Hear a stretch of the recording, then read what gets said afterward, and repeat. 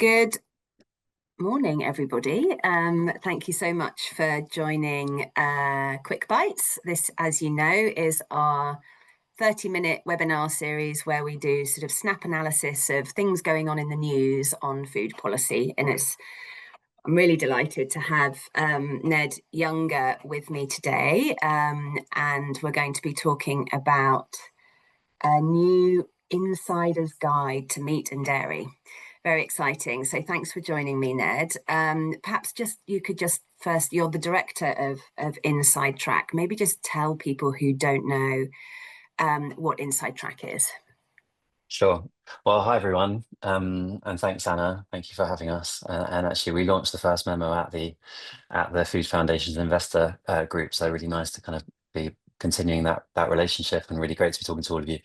I always find it weird doing these things and not being able to see everyone. And also, I've Yeah. closed the chat, so I hope you're all well out there, um, and looking forward to this conversation.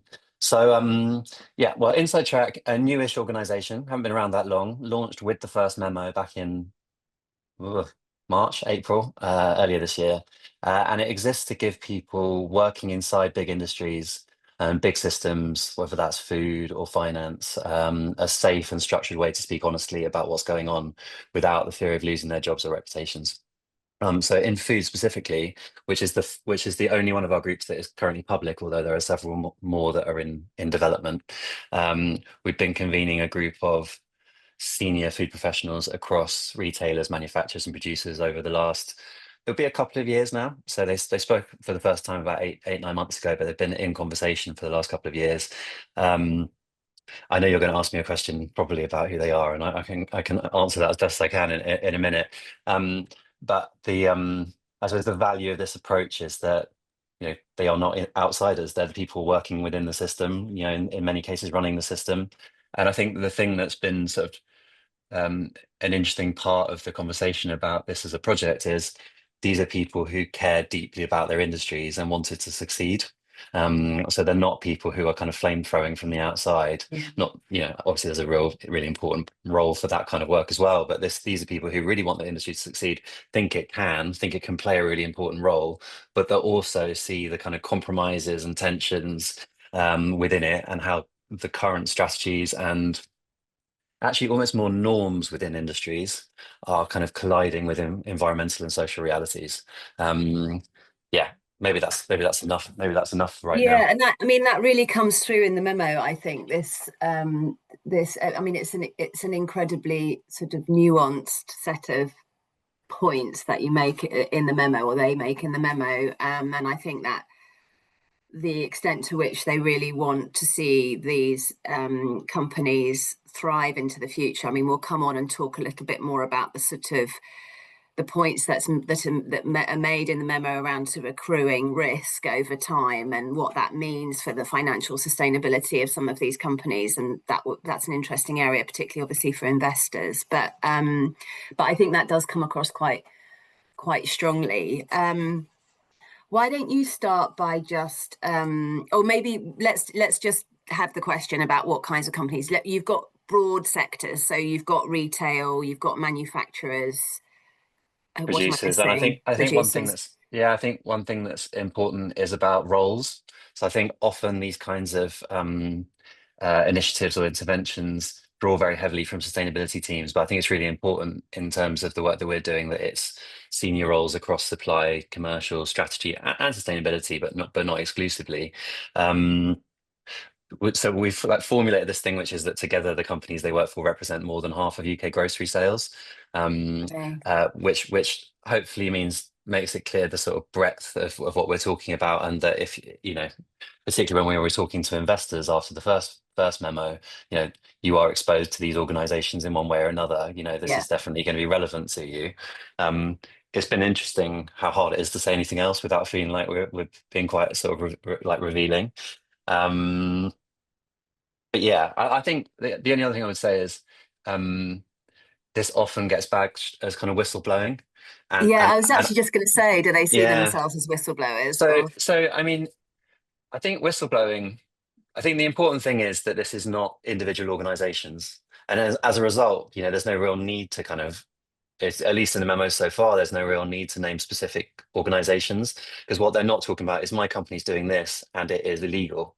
It's Yeah, not a yeah, whistleblowing because there's a specific thing that is happening that is yeah, illegal or nefarious. What it is across all of these organizations that we're talking, that are part of this group, um, there are norms and trends and things that they all do and all know and that are pervasive, that are damaging.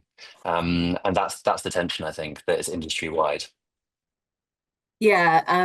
I think that's and one of the big sort of takeaways from me from reading Sorry, the one second, memo. Anna. My daughter, who has chickenpox, has literally just arrived behind me, and I just need to tell Oh, her that so, she has to yeah, go. Could no you problem. editorialize for 30 seconds while I Yes, just close the yeah, door? no Thank you so problem. much. No problem. Um, okay, so yeah, so one of the big themes in the memo is talking really about the sort of tension between the current trajectory which companies are on in terms of meat and dairy in particular, and the extent to which that is in tension with some of the commitments around towards net zero, or in terms of their environmental commitments that they've made. Do you want to just flesh out a little bit more what the memo says about the sort of current trajectory and why Sure. that misaligns with then some of these commitments which these companies are making publicly around their environmental impact? Yeah, sure. And maybe I'll give the kind of the overview of the whole piece. And I think at some point it'd be useful to talk about it in the context of the previous memo as well, because there's really interesting, it's a much more specific focus, this second one. The first one was more about sort of food insecurity more generally and was very much targeted at investors as opposed to a sort of part of the industry. But there are really interesting kind of overlaps between the two, I think. So yeah, this memo, which came out last Monday, written collectively by the group again, and the key line, and I've actually written it down to quote it directly, is our commercial plans and strategies are simply not compatible with our plans for sustainable business and healthy diets. So, again, it's lots of sustainability commitments, healthy eating pledges, but despite that, the core commercial strategy of the company, at least the companies represented in this group, are centered on the expansion of cheap processed meat and dairy. And they call that the foundation of an untenable system. So profit and growth in the short term, but then locks companies and farmers and consumers into unhealthy trajectories. So and again, I think it's really important to say that, and this is in the memo, that they're saying that most people who are working in big food companies want to do the right thing here. So want to Yeah. support healthy diets, sustainable farming, secure food system, but in practice, the sort of incentives in the system and the decisions that are made kind of take it in the opposite direction. So and actually, I should have said at the very beginning, one of the things that I said to you, and before we started, is that I'm very confident in talking about inside track, but I'm not a food policy expert, so I will defer to you for areas of food policy. But and most of the people on the call, I'm sure, are much more knowledgeable than I am. I think that there were 6 reasons they set out in a memo, and I think they're worth touching on, and I'm sure we can go into some in more detail. So the conflicting plans thing that you've talked about, so commercial environmental plans that directly contradict each other. So people on paths that are inevitably going to collide at some point. Um, uh, the And second is this. incentives within their roles that are taking them on Yeah, one trajectory rather than yeah, another. yeah, Yeah. yeah, exactly. And the second is, and I think you may have mentioned this already, but the sort of optimism bias. So projecting this dual track.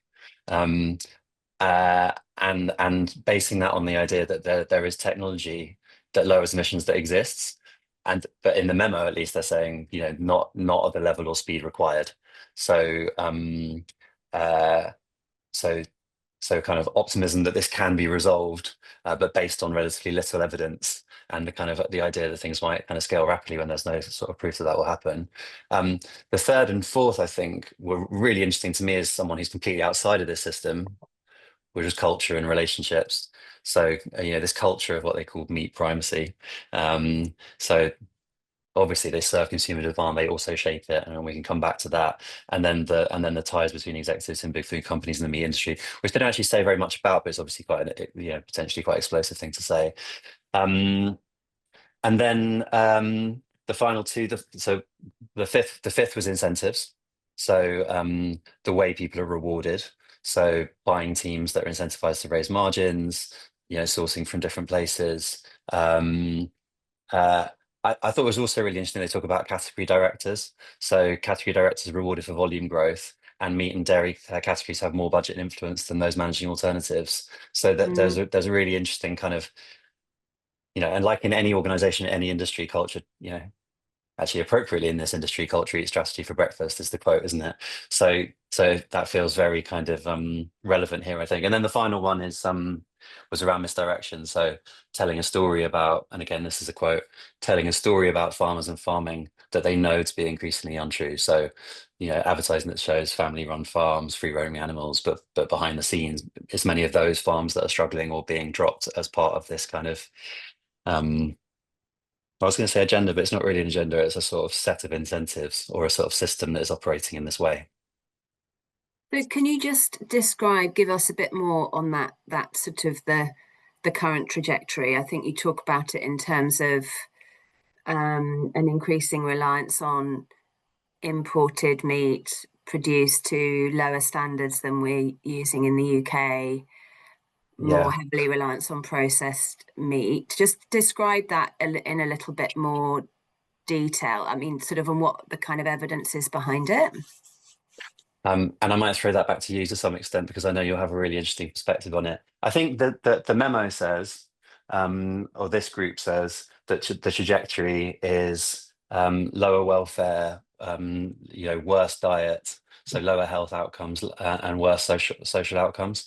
I'm not sure that the memo does actually do a lot of kind of here is the proof for this, here is the research that backs it up.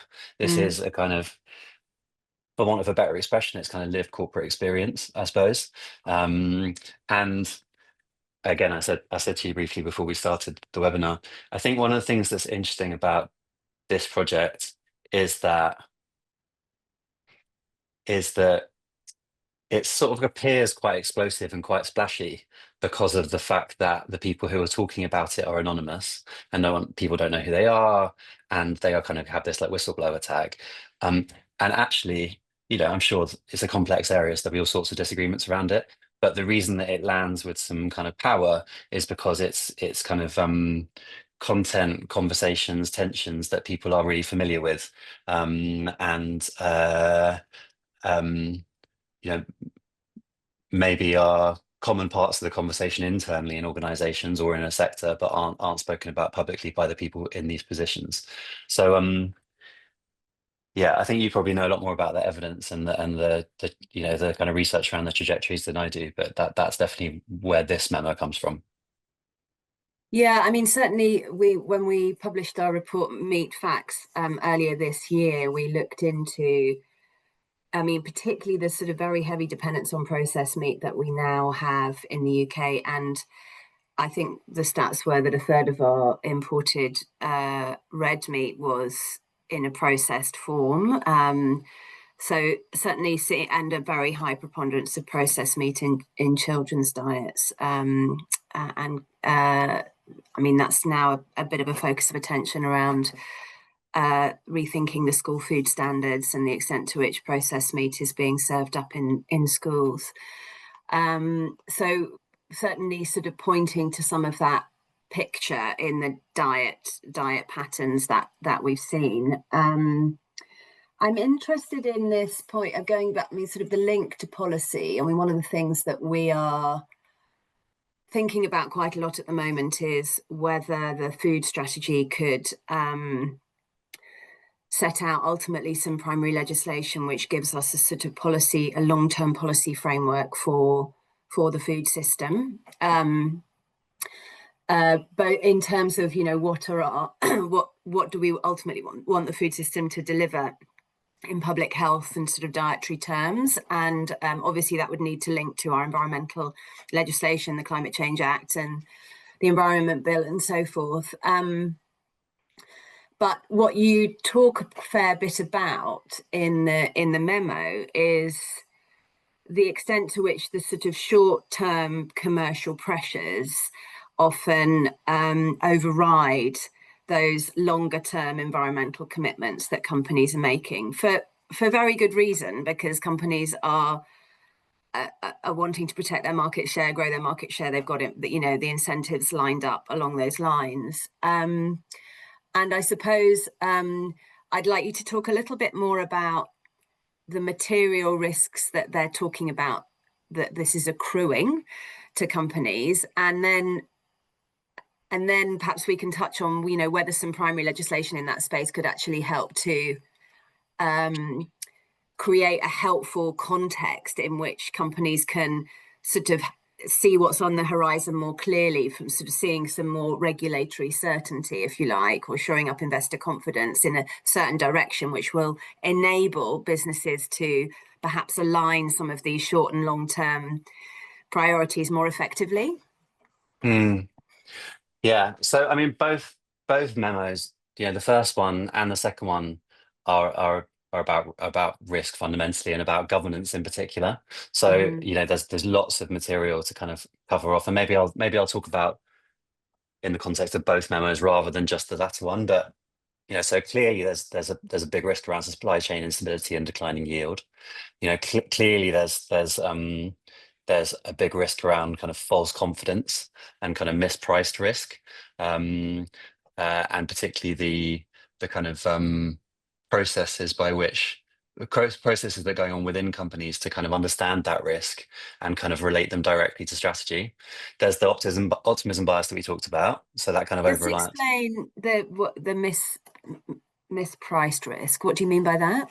Well, so in particularly in the first memo, they were talking about reporting mechanisms and TCFD, TNFD, so being treated as compliance exercises. So Right. creating this kind of like false assurance for boards and investors. And it's probably worth saying for people who haven't seen the first memo that it was directed specifically at investors. So I think in terms of the internal process around that, auditors signing off risk reports without being able to, really credibly assess whether mitigation plans are sort of material to the scale of the threat. So basing their valuations on inaccurate assessments of their exposure. Um, Right. and actually, it's been really interesting that the extent to which investors, I think, have found particularly the first memo, because it was so targeted, a useful sort of excuse to have a different kind of conversation with the companies that they're invested in, Yeah. around those very like very targeted questions Yeah. around audit, around reporting, around the link between reporting and strategy, between kind of comms and reality. I think that's been quite powerful, and actually, again, I think it comes back to the fact that this was initially not convened by, but we spoke initially at the investor group that you guys convene, and from that meeting, a bunch of those bigger investors are kind of coming together and working out what their next steps are. So yeah, does that explain what I mean? Yeah. That does explain it. Yeah.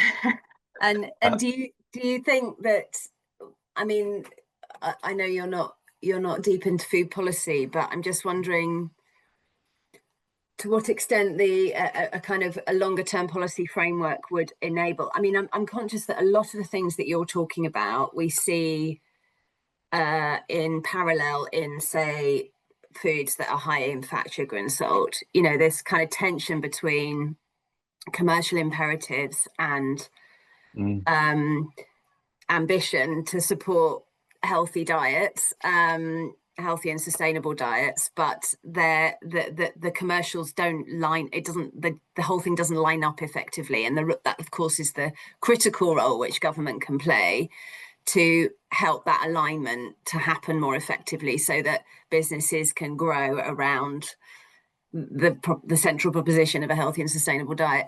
I mean, do you think that the role of, you talked quite a lot about the role of investors? Do you see an important role for policy as well? yeah, and I think both memos speak to that. So the first one directed at investors because they were seen as the people who had the most immediate power to change a conversation that was happening internally. Yeah. And I think one of the ironies of this kind of project, isn't it, is that the people who are putting together this memo are exactly the people who this kind of stuff lands on their desk when it comes back into their organizations, um, which I think is, not It fun, ironic. not quite funny, but just kind of, just a dynamic that's within it. I think it's actually a point of some conflict within the memos. So I think there's one thing, which is that um, there is this suggestion that, you know only government can convene this system or be part of convening the system in a way that creates a level playing field. And, that some of the kind of policy around, well, whether it's around something like competition or something completely different, actually precludes some of the conversations that people would like to Mm, have. And then it means that it's one organization sticking their neck out and then potentially getting absolutely battered for that. So I think there is definitely a clear call for, action on a policy level, you know, and quite a clear suggestion as to what that could lead to. But there is also this kind of real frustration about the role of the industry itself, the industry itself. So I think it's not saying government needs to resolve this for us. Clearly there's a role for policy. I think, and again, particularly in the first memo, which was kind of broader, there was this sense of frustration of, COVID showed us that we could mobilize in this extraordinary way around a shared problem. mm, And what we haven't, they haven't seen in the industry is a kind of a similar effort around some of the things that they see as, what might have been a long-term threat at one point is now a short-term threat and kind of, and quite immediate. So I think one of the arguments that it makes, I think, is quite kind of good, is that if food companies genuinely wanted to increase the uptake of other proteins, for example, in terms of the meat stuff, like they could. So there's lots of skill and creativity already inside these organizations, pricing, product development, advertising, range management, all that stuff. They could mm. rebalance their offer quite quickly if that became a collective priority. And it's possibly the collective priority bit, where policy has a particular role to play, rather than the kind of, yeah, dictating to them how that works, because, there's obviously an incredible amount of skill and kind of experience in those places. Yeah, and I mean, you talk about that in terms of the questions at the end around pointing to the importance of the reporting on the sort of plant animal protein split, which is one of the metrics we be really keen to see in the suite of metrics which the government requires companies to start reporting on. I think there's also a case to split that data out from in terms of its provenance, so perhaps just simply UK versus imported, so that you can really start to get at some of these broader system issues that you're talking about in terms of shifting to a heavier reliance on more industrially produced meat rather than the sort of meat that people think they're eating when they're thinking about smaller producers producing meet to high environmental standards, which, as you point out in the memo, is increasingly difficult for small farmers to do here in the UK. So, and the kind of economic challenges with that, which those business models, the threats that those business models are facing. And you tell me, because you would know, and I probably wouldn't. But my sense of the memo is that it's attempting to be a really constructive kind of voice in that conversation, because I think, sort of rejecting any kind of binaries and seeing that actually it's a really nuanced conversation, Yeah. with lots of complexity in it. And that, I suppose, the way I read the second memo around meat and dairy is, the main thing it's saying is we need to have a more grown-up conversation about this, and actually the structures are not available currently for that to happen at the scale and with the urgency that requires to Mm. kind of, to push it along, because it starts to feel quite fractured quite quickly. And I think they, in the note, I think they make quite a big effort to sort of speak to not all sides, but, speak to the different angles that people will come at this at, and kind of diffuse that a little bit, through Yeah, the way they've yeah. written it. Yeah, I think I agree. It's very nuanced and dealing with a lot of complexity, and quite it communicates very effectively. I definitely urge people who are listening to have a read. It's a quick read, but a really engaging one. Um, the other point I wanted to just move on to was this, and again, it has parallels in other areas of food, which is this sort of notion that businesses are following demand versus shaping demand. Mhm. And obviously the two are hugely intertwined, but I think you point out that really in the memo that there's, well, the people who are contributing to the memo say there's little recognition of the shaping demand role that companies play, and a heavier focus on a sort of sense of following demand, and we're giving customers, all we do is give customers what they want. Mm. Do you want to talk a little bit more about that, how that plays Yeah, out? yeah. And there's not loads that I can say that's not in the memo already. So people who've read it will get bored of me sort of repeating the sort of talking points and in some of the same language. Um, but I think it's the culture piece, isn't it? It's, organizational and, as we're finding, sort of sector wide culture and what that can drive. So, you know, I think the memo says the industry says it's responding to consumer demand, but it's also shaping that demand every day, whether that's through marketing or pricing or product development or a kind of combination. Um, and they're saying advertising still defaults to meals with meat at the center. It's presented as normal, presented as aspirational, and I think it's interesting, isn't it? And probably one of the least tangible bits of either of the memos, this kind of idea that it's like an internal assumption that meat is the main event, and that's Yeah, reinforced by the people who are leading things, the briefs that then go out to agency when it comes to advertising, the incentives that are within category. And yeah, I don't have loads more to say about it other than to say I think the suggestion is that that cultural bias runs really deep through the system, and it's the tone of advertising through to new products, how they're developed, how they're priced.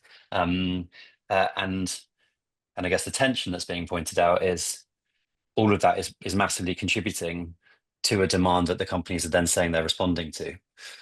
So yeah, it's a yeah, self-fulfilling it's what's it called? In virtuous systems circle. theory, Yeah, or yeah. in virtuous circle. Yeah. Yeah, exactly.